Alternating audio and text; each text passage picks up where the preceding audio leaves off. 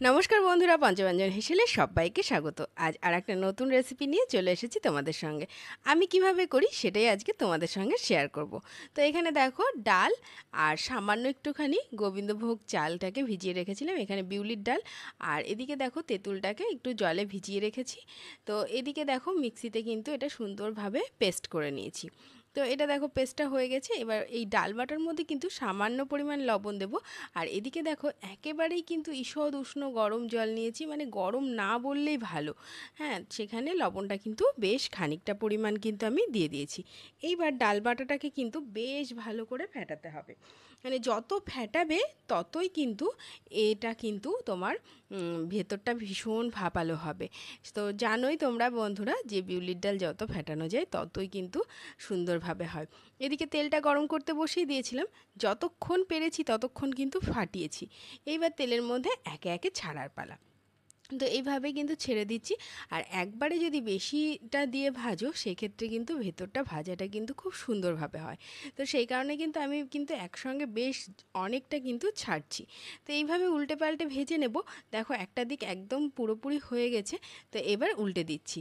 যা, এই কড়াইয়ে লেগে গেল। ঠিক আছে, তাতে কিন্তু কোনো প্রবলেম হবে না। এইভাবে যদি আমরা একটুখানি তেলগুলো দিতে থাকি, তাহলে কিন্তু এটা কিন্তু ছেড়ে যাবে খুব অল্প টাইমের মধ্যে। আমরা খানিকক্ষণ একটুখানি তেলটাকে এরকমভাবে দিতে থাকবো। দেখো কত সুন্দর কিন্তু ছেড়ে গেছে, একটুও কিন্তু সমস্যা হয়নি। তো এইভাবে দেখো, লাল লাল করে ভেজে আমরা এবার কিন্তু এই জলটার মধ্যে কিন্তু তুলে দিয়ে দেবো। কারণ এই জলের মধ্যে দিলেই কিন্তু বড়াগুলো কিন্তু ভীষণ সফট হবে। হ্যাঁ, তো সফট করার জন্য, আর তার সঙ্গে সঙ্গে এই যে লবণটা কিন্তু জলে অনেকটা পরিমাণ দিয়েছিলাম বন্ধুরা, দেখেইছিলে। তো এই জলের মধ্যে থেকে কিন্তু বড়ার মধ্যে কিন্তু লবণটা সুন্দরভাবে ঢুকবে। তো একইভাবে বাকিগুলোও কিন্তু আমরা ভেজে নেব। তো এইভাবেই বাকিগুলোও ছেড়ে দিচ্ছি একইভাবে। আর একইভাবেই কিন্তু ভাজবো। আর অবশ্যই বন্ধুরা, এই ভাজার সময় কিন্তু সিমটা কিন্তু মানে মোটামুটি মিডিয়াম হিটে রাখবে। তারপরে এদিকে দেখো, তেঁতুলটাও সবেমাত্র আনা হয়েছে, যার জন্য এখনও আকর্ষগুলো ছাড়ানো হয়নি। তো এগুলোকে ছাড়ানোর আগেই তোমাদের সঙ্গে এই রেসিপিটা শেয়ার করব বলে চলে এসেছি নিয়ে। তো এইভাবে দেখো, একটুখানি বেশ ভালো করে মানে কচলে নিচ্ছি। নিয়ে এবার একটা ছাঁকনির সাহায্যে আমরা এটাকে ছেঁকে নেব। আর জলটা এই কারণে অল্প দিয়েছি, যাতে তেঁতুলের চাটনিটা করার সময় যাতে খুব বেশিক্ষণ সময় না লাগে। সেই কারণে জল বেশি দিলেই কিন্তু আমাদের কিন্তু চাটনিটা করতেও কিন্তু বেশ অনেকটা সময় লেগে যাবে। তো সেই কারণে ঠিক এইভাবেই কিন্তু অল্প অল্প জল দিয়ে কিন্তু কাতটাকে বের করে নেব। আরও খানিকটা জল দিয়ে আবারও একটুখানি কাতটাকে বের করে নেব। তো চলো, এদিকে দেখো, তেলটাকে কিন্তু আঁচড়ে নিয়েছি, বড়া আমার সব ভাজা হয়ে গেছে। এবার একটুখানি সর্ষে ফোড়ন দিয়ে দিলাম, আর একটু দিয়ে দিচ্ছি দুটো শুকনো লঙ্কা ফাটিয়ে। কারণ শুকনো লঙ্কা আর সর্ষের ফোড়নের যে গন্ধটা, সেটা কিন্তু এই চাটনিতে খুব সুন্দর একটা মাত্রা নিয়ে আসে। এবার এই কাতটাকে আমরা পুরোটাকে ঢেলে দিচ্ছি। আর দেখতেই পাচ্ছ বেশ কতটা গাঢ় আছে, তার মানে বুঝতেই পারছো যে কত কম সময়ে আমাদের তেঁতুলের চাটনিটা হয়ে যাবে। এখানে আমি আখের গুড় ব্যবহার করছি। তো তোমরা চাইলে চিনিও ব্যবহার করতে পারো, তবে চিনিতে একটু অ্যাসিডিটি হয়ে যায় বলে আমি এখানে গুড় দিয়েই এই চাটনিটাকে করি সব সময়। আর একটু দিয়ে দিলাম নর্মাল নুন, আর তার সঙ্গে একটুখানি বিট নুন। এবার বেশ সুন্দর করে জাল দেব। আর জাল দিতে দিতে যখন বেশ সুন্দরভাবে ফুটে উঠতে থাকবে এবং কালারটাও বেশ সুন্দরভাবে চেঞ্জ হয়ে যাবে, তখনই কিন্তু ঠিক এই রকম কালার হলেই বুঝতে পারবে যে আমাদের চাটনি কিন্তু একদম হওয়ার পথে। তখন একটা মশলার গুঁড়ো দিতে হবে, যেটাতে পাঁচফোড়নের সমস্ত মশলা থাকবে, তার সঙ্গে আমি একটুখানি ধনে, আর তার সঙ্গে কয়েকটা শুকনো লঙ্কাকে একসঙ্গে কাঠখোলায় ভেজে গুঁড়ো করে রেখেছি। তো সেইটাই দিয়ে দিলাম 2-3 চামচ মতন। এবার আর খানিকক্ষণ জাল দিলেই কিন্তু আমাদের চাটনিটা কিন্তু একদম রেডি হয়ে যাবে। আর এই চাটনি কিন্তু অনেক কিছুতে ব্যবহার করতে পারবে। এদিকে দেখো, জলের মধ্যেও কিন্তু মানে এত সুন্দর করে ভিজে গেছে, দেখো কত বড় বড় হয়ে গেছে বড়াগুলো।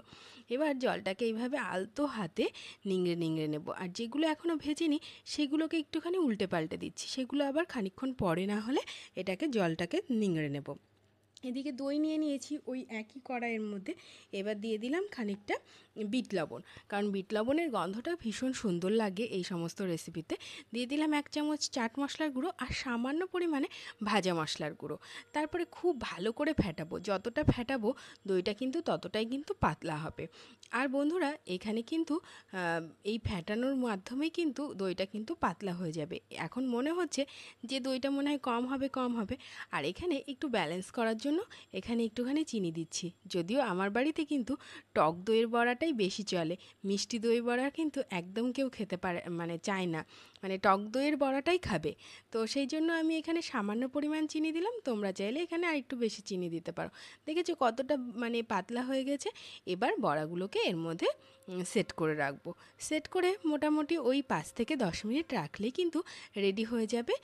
আর একদম দইয়ের সঙ্গে খুব সুন্দরভাবে কিন্তু এটা সেটও হয়ে যাবে। তো ততক্ষণ সেটটা হোক, তারপরে আবার ফিরে আসছি। দেখো সেট হয়ে গেছে।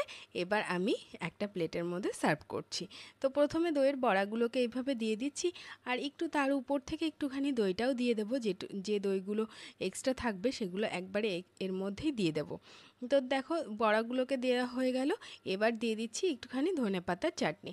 এই চাটনির রেসিপি অবশ্যই তোমরা নিশ্চয়ই দেখেছো, আমার চ্যানেলে কিন্তু শর্ট ভিডিওতে দেওয়া রয়েছে। তারপরে এই যে চাটনিটা তৈরি করলাম, তেঁতুলের চাটনি, সেটা কিন্তু দিয়ে দিলাম। আর এই চাটনিটা খেতে কিন্তু ভীষণ টেস্টি লাগে। তার উপর থেকে দিয়ে দিলাম একটুখানি সেও, আবারও একটুখানি দিয়ে দিচ্ছি তেঁতুলের চাটনি, তারপরে আবারও একটু ধনেপাতার চাটনি। মানে এইভাবে যে মানে সাজালে কিন্তু ভীষণ সুন্দর লাগে খেতে। তো তোমরাও কিন্তু এইভাবে মানে দই বড়াটা কিন্তু বাড়িতেই তৈরি করে নিতে পারো। উপর থেকে একটুখানি সামান্য বিট নুন ছড়িয়ে দিলাম, এটা যদিও না হলেও হয়, আর একটু চাট মশলার গুঁড়ো, ব্যাস। এতেই কিন্তু দারুণ টেস্ট হয়ে যাবে, একদম দোকানের মতন। তো আর কি দোকানে খাবে না বাড়িতেই তৈরি করে খাবে, সেটা তোমরা ঠিক করে নাও। তো আমরা ততক্ষণ টেস্টটা করি, তোমরা ততক্ষণ দেখে নাও রেসিপিটা, আর সাবস্ক্রাইব করে পাশে থেকো।